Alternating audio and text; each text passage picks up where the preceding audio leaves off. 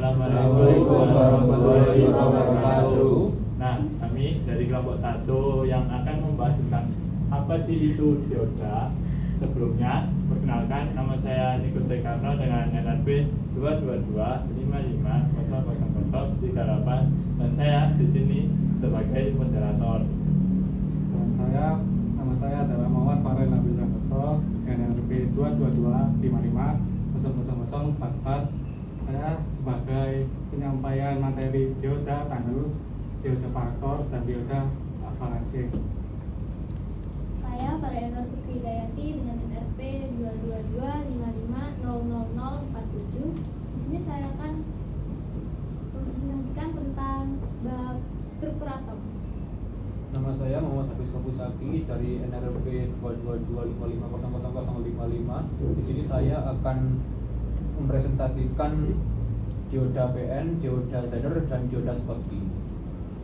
Nama saya Rangga Kurnia dengan NRP 222550056 sebagai penyampai materi untuk forward bias dan reverse bias. Nama saya Rajidi Ahmad Asabrila, saya NRP 222550059. Saya akan menyampaikan materi tentang dioda LED, dioda foto, dan dioda laser. Nah, itu perkenalan dari kelompok 1 yakni kelompok dioda. Mohon teman-teman untuk kembali ke panggung masing-masing. Nah, di sini saya Niko sebagai moderator akan membacakan sedikit roadmap tentang kelompok kami, yakni membahas tentang dioda. Yang pertama ini ada pendahuluan. Pendahuluan ini dibagi menjadi 2 subbab. Dan ini ada struktur atom dan juga tabel periodik. Di dalam struktur atom kami membahas tentang nukleus, yakni proton dan neutron, serta elektron dan elektron valensi. Nah, untuk yang subbab tabel periodik kami membahas tentang golongan 3, 4, dan 5. Untuk bab yang kedua, yakni prinsip kerja dioda. Prinsip kerja dioda dibagi menjadi 2 subbab, yakni ada forward bias serta reverse bias. Nah, untuk yang ketiga itu ada bab studi dioda. Yang keempat dan terakhir ini ada question and answer atau Q&A. Untuk yang pertama, next, kita akan membahas struktur atom. Struktur atom ini akan dibahas oleh pemateri, yakni Mbak Farah, dipersilakan.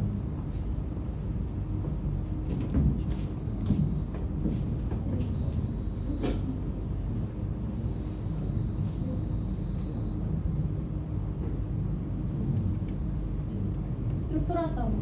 Atom sendiri merupakan unsur kimia terkecil yang tidak dapat dibagi-bagi lagi selain muatan yang ada di dalamnya. Struktur atom ini terdiri dari nukleus, proton, dan neutron yang bermuatan positif dan netral, elektron yang bermuatan negatif, dan terakhir elektron valensi yang merupakan elektron lapisan keluar. Nah, di sini ada inti atom. Inti atom ini ada nukleus yang tadi, proton dan neutron, lalu ada elektron, dan ini ada sel luar. Sel luar ini tempat di mana elektron valensi ini berada, karena elektron valensi ini elektron yang dilepaskan.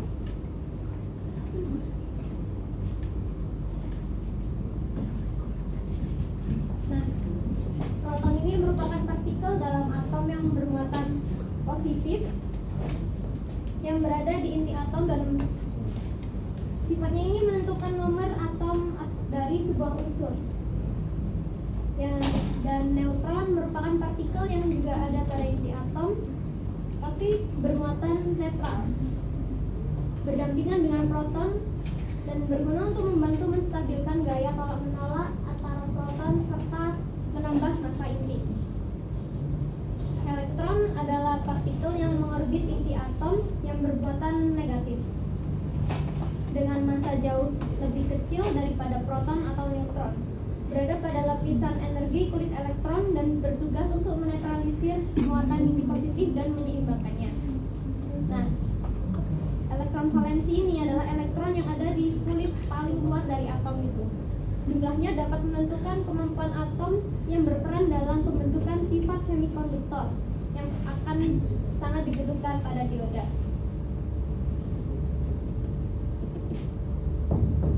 Sekian dari saya kembalikan kepada Mas Niko. kasih kepada Bapak Farah telah menjelaskan materi tentang apa sih itu struktur atom dan dalam yang ada di dalam atom. Nah, untuk next ini kita membahas tabel periodik yang akan dibahas oleh saya sendiri, yakni Niko. Dalam tabel periodik terdapat sebuah angka golongan yang bisa dilihat pada pojok kiri atas. Itu ada angka 1, 2, 3, 4, 5, 6, 8. Itu disebut sebagai golongan A. Kita asumsikan yang golongan A itu berada paling kiri dan juga paling kanan yang bisa dilihat secara berdiri. Nah, untuk yang golongan B itu yang bisa kita lihat adalah yang tidur, yang dia horizontal. Next. Nah, dalam semikonduktor, bahan yang digunakan itu terdapat pada tabel periodik yang terdapat pada golongan 3A, 4A, 5A. Nah, untuk golongan 3A ini terdapat boron, aluminium, gallium, indium, dan thallium.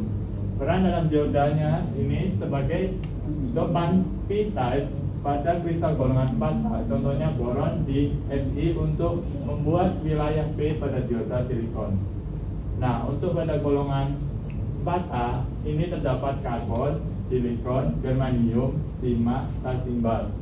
Perannya dalam dioda sendiri ini material dasar semikonduktor, silikon dan germanium paling umum untuk dioda, karbon dalam bentuk grafit, dan Sn atau Pb kurang lazim. Nah, untuk golongan ke-5A ini terdapat hidrogen, fosfor, arsen, antimon, dan bismut. Perannya sendiri dalam dioda terdapat dalam tipe N-type pada material golongan 4A. Contohnya fosfor di Fi untuk membuat wilayah N pada dioda silikon. Next. Nah, di sini terdapat prinsip kerja dioda perapian dan reverse bias. Ini akan dibahas oleh teman saya yang bernama Rangga. Silakan. Terima kasih untuk Mas Diko atas waktunya. Di sini saya akan membahas prinsip kerja dioda, forward bias dan reverse bias. Untuk yang pertama yaitu forward bias. Jadi mana forward bias ini, anoda dihubungkan ke kutub positif, katoda dihubungkan ke kutub negatif atau sumber tegangan. Nah, efeknya itu lapisan deflesi di junction PN mengecil sehingga arus listrik bisa mengalir dengan mudah. Nah, untuk hasilnya sendiri, dioda menghantarkan arus, misalnya menyalakan lampu atau mengisi kapasitor. Untuk tegangannya sendiri, untuk mulai menghantar, tegangan harus melebihi ambang tertentu. 0,6 volt untuk silikon dan 0,2 untuk germanium. Nah, forward bias ini bisa kita analogikan seperti membuka gerbang satu arah arus bebas masuk. Yang selanjutnya yaitu reverse bias.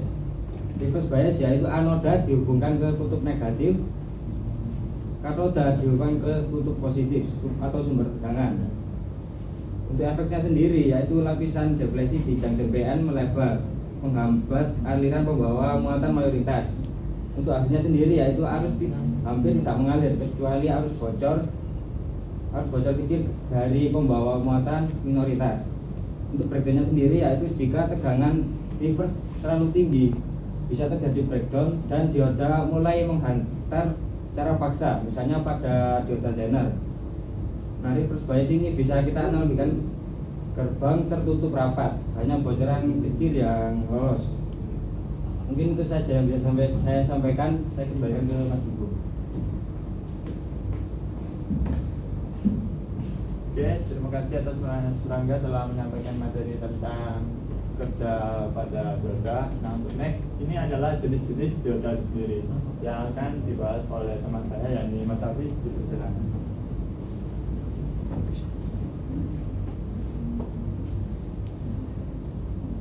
Baik, terima kasih Niko atas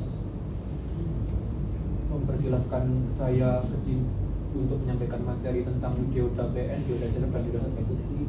Jadi dioda PN adalah dioda yang paling dasar yang berfungsi sebagai penyarah arus, mengubah arus bolak-balik menjadi searah, contohnya pada adapter dan charger. Dioda xenon adalah jenis dioda yang sambungan PN yang dirancang khusus untuk beroperasi dalam mode bias balik atau reverse bias dan mempertahankan tegangan konstan sebagai voltage regulator. Dioda Schottky adalah dioda dengan tegangan maju rendah dan respon cepat. Biasanya digunakan pada rangkaian switching dan catur daya, contohnya pada SMPS atau switching mode power supply. Sekian. Baik, terima kasih atas Mas Hafiz telah memaparkan materi tentang jenis-jenis dioda yang pertama. Untuk yang jenis-jenis dioda yang kedua, kita persilakan Mas Adit untuk mempersilakan.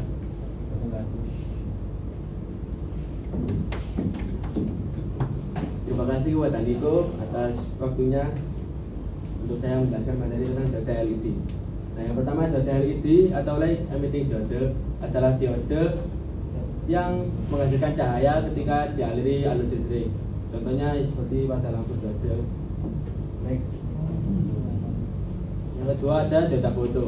Dioda foto ini kebalikan dari dioda LED ya. Kalau dioda LED itu dia akan memancarkan cahaya ketika dialiri listrik, sedangkan dioda foto ini adalah dioda yang mendeteksi cahaya dan merubahnya menjadi arus listrik. Contohnya pada remote TV. Lalu yang ketiga ada dioda laser. Dioda laser adalah dioda yang berfungsi menghasilkan sinyal laser yang fokus dan digunakan pada perangkat optik. Contohnya pada CD atau DVD. Sekian dari saya kembalikan kepada moderator.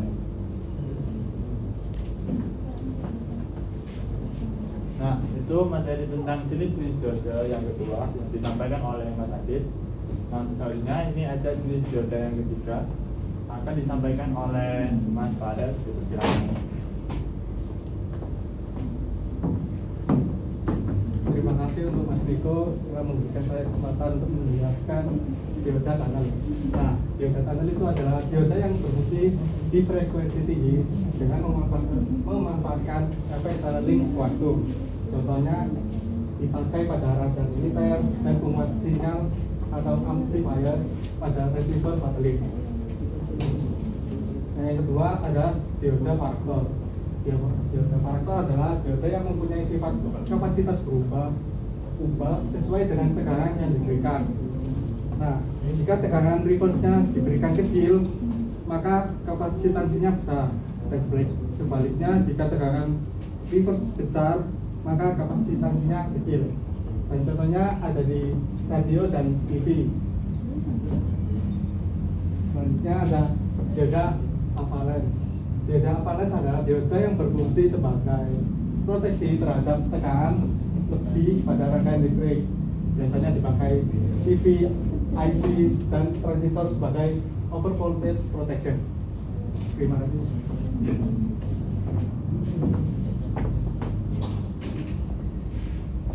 Nah, untuk yang kedua ini akan kita lanjutkan ke sesi Q&A session. Untuk yang pertanyaan pertama bisa next. Nah, untuk yang question pertama kita mendapatkan pertanyaan dari audiens. Kenapa pada dioda reverse bias tidak bisa mengalirkan arus? Jawabannya karena tekanan yang diberikan menyebabkan daerah depresi atau lapisan penipisan itu menjadi melebar sehingga meningkatkan hambatan pada sambungan PN hingga menjadi sangat tinggi. Next, untuk soal kedua. Nah, untuk soal kedua, ini ada pertanyaan, untuk apa laser diode digunakan dalam perangkat CD atau DVD? Jawabannya, sebagai sumber cahaya untuk membaca dan menulis data dari diagram dengan memilih permukaan dan deteksi perubahan pantulan cahaya yang mewakili data biner. Jadi data mulai dari 0 hingga 1. Dan laser merah digunakan untuk CD dan DVD. Sedangkan laser biru digunakan untuk Blu-ray karena panjang gelombangnya yang lebih pendek memungkinkan penyimpanan data yang lebih padat. Next. Nah, untuk pertanyaan ketiga, ini terdapat pertanyaan, untuk dioda tunnel kan berfungsi di frekuensi tinggi. kalau di frekuensi rendah, apakah dioda tersebut masih berfungsi dan berapa maksimal frekuensi untuk dioda tersebut? Lebih tepatnya, untuk jawabannya, dioda tunnel ini digunakan untuk switching pada tegangan microwave atau frekuensi tinggi, sekitar 300 megavolt. Dikarenakan dioda tunnel berfungsi dengan baik jika digunakan dalam frekuensi tinggi. Untuk batasan maksimalnya tadi sudah saya sebutkan ya. Nah, untuk dioda tunnel sendiri penggunaannya biasanya untuk respon cepat, mengolah dan menyimpan data, memperkuat sinyal, dan masih banyak lagi.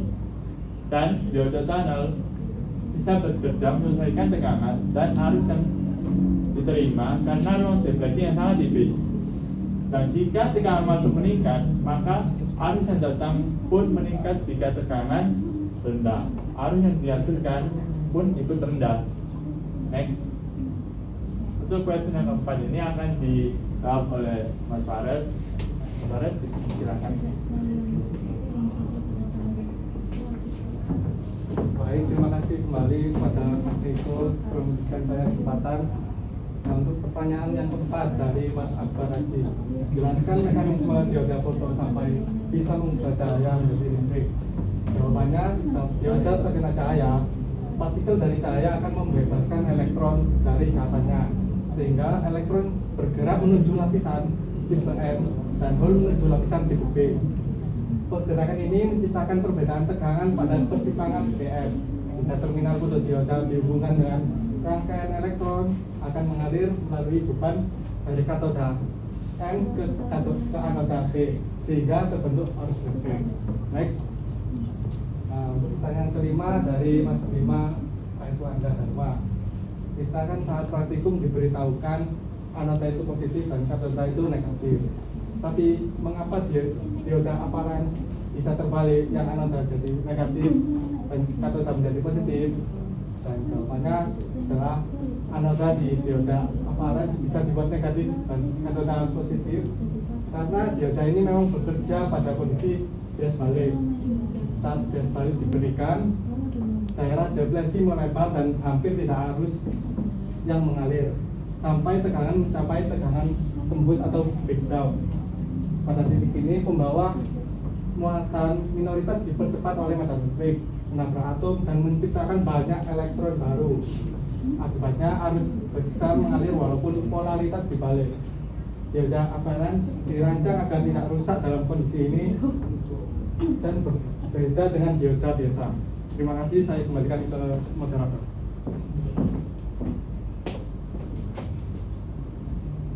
Baik, itulah pertanyaan Q&A dari para audiens yang menanyakan tentang apa sih yang ada di dalam dioda dan dioda digunakan untuk apa saja dan jenis-jenisnya. Nah, kita sudah sampai di penghujung materi kali ini, yakni materi dioda. Dimohon untuk seluruh tim Top 1 untuk maju ke depan.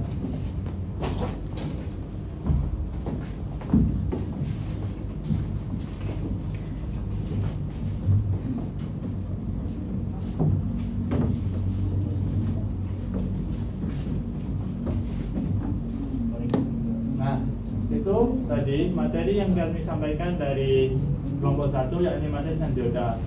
Yang di dalam materi ini tidak ada dioda saja, tapi terdapat struktur atom, apa itu proton, elektron, dan valensi, serta atom periodik, serta apa sih bahan yang digunakan pada semikonduktor, dan serta jenis-jenis dioda. Dioda itu nggak cuma satu aja, tapi memiliki banyak jenis dan berbeda-beda fungsi.